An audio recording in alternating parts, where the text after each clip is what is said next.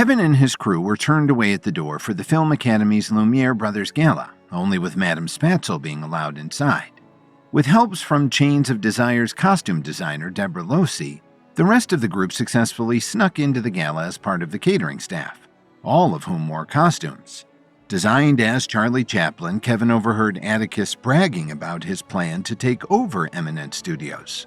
But the biggest shock for Kevin came when Helen O'Day made an announcement to introduce her dear friend, Dominic Archer, to the room.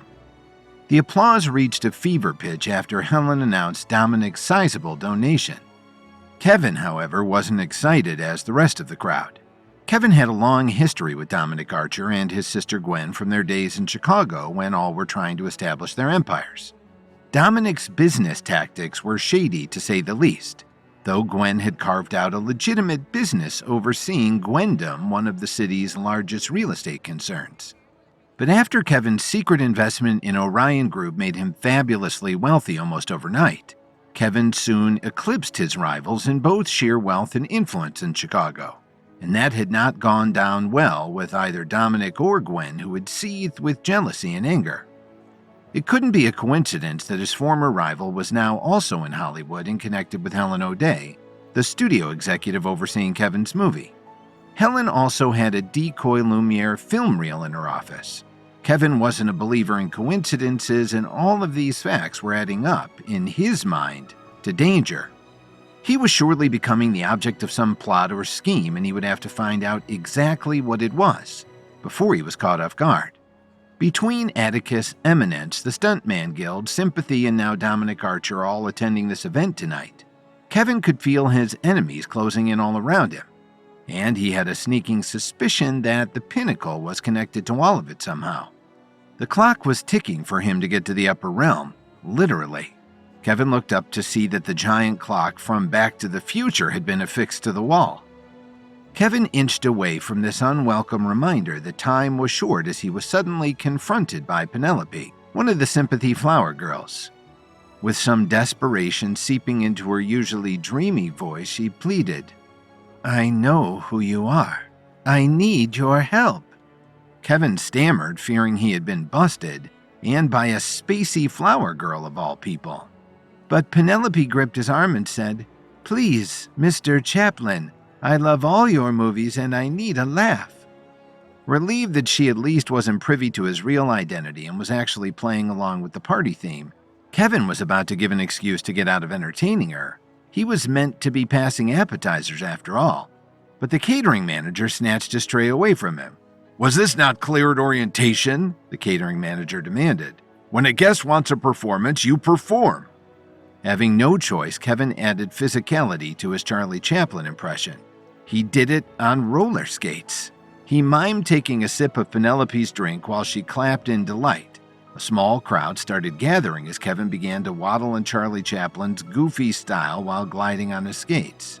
He performatively flailed his arms, running in place as if he was about to fall, but then smoothly regained his balance as the crowd applauded in approval. Kevin skated off, using the whole dome as his performance space. He tried to use the opportunity to skate past Helen and Dominic and catch pieces of their conversation, but as the crowd's cheers grew louder, it became nearly impossible to hear.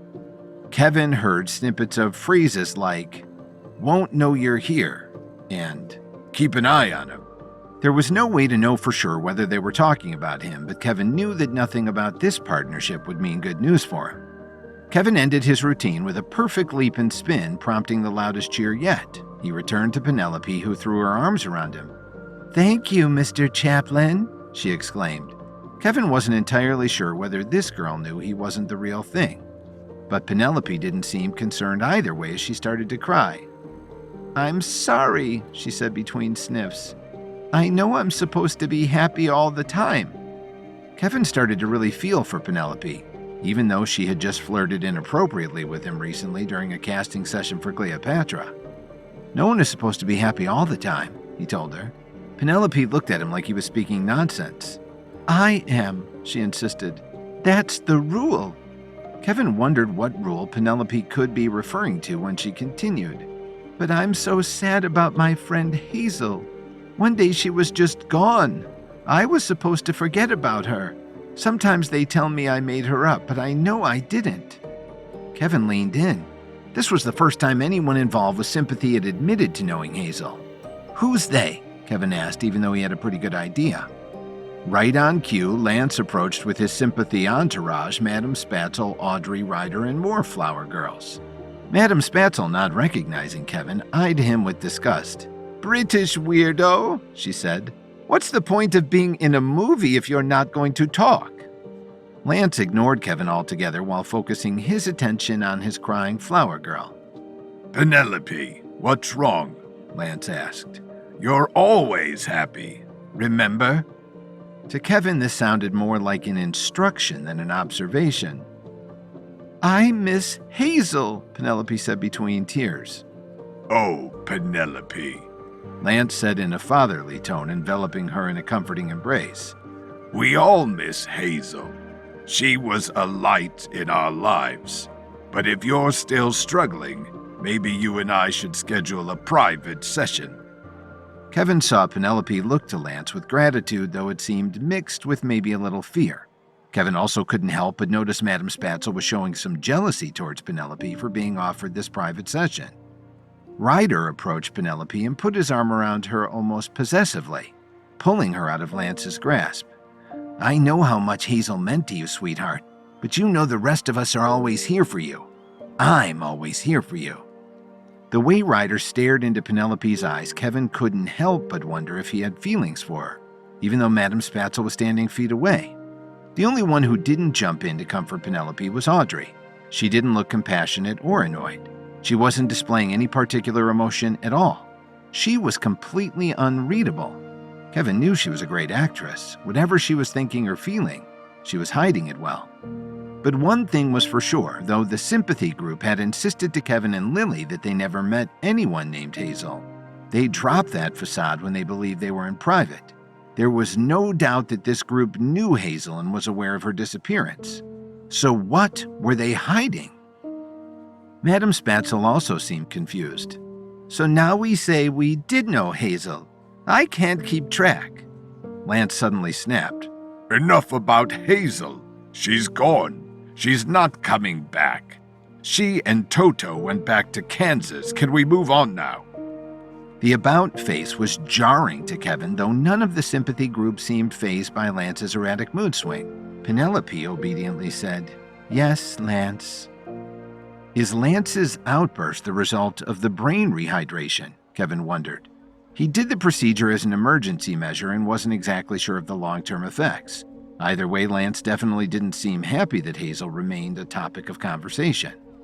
At that moment, Jericho, dressed like Edward Scissorhands, whispered to Kevin, "Mr. Chaplin, you need to refill your tray." Jericho pulled Kevin to the side, poking him in the arm with one of the spikes on his hands. "Ow!" Kevin yelled. "I've been scoping out the place," Jericho said under his breath. "There are stuntmen and security guards everywhere. How are we ever going to get the film reel with no one seeing, let alone get it out of here?" One by one, Kevin's group dropped in on their conversation, sharing their ideas while still keeping up the appearance of passing appetizers. "We could cut a hole in the floor and have the whole display case drop down," Sandra suggested while twirling by in her Marilyn Monroe wig and sequin dress. "We won't be able to do that kind of drilling without drawing attention to ourselves," Kevin responded. "I'm already dressed as Catwoman," Adriana said while slinking by. "Why don't I just steal the film in plain sight as part of a performance?" "Not bad," Kevin replied, "but I don't think they'll willingly let anyone get their hands on that reel no matter who you're dressed as." Emo walked up to them swishing his sword, having way too much fun playing Zorro. "Why don't we just detach the globe from its supports and roll the whole thing away?" Kevin and Jericho stared at him. "You mean this whole room? With 1,000 people inside?" Kevin asked. "Having all these people here is an issue no matter what," Jericho observed. "Unless we just want to smash and grab and make a run for it." "Your solution to everything is smash and grab," Kevin said with a laugh. "But you're right, we need to get rid of this crowd." Looking around, he added, "Time for a little movie inspiration." "What do you mean?" Jericho asked as Kevin skated over to the wall. "An ode to my favorite scene in any of the Lethal Weapon movies," Kevin said with a smile. Without another word, Kevin reached for the fire alarm and pulled. Bells rang, sprinklers doused the room, and 1,000 black tie-wearing Hollywood insiders ran drenched and screaming for the exits.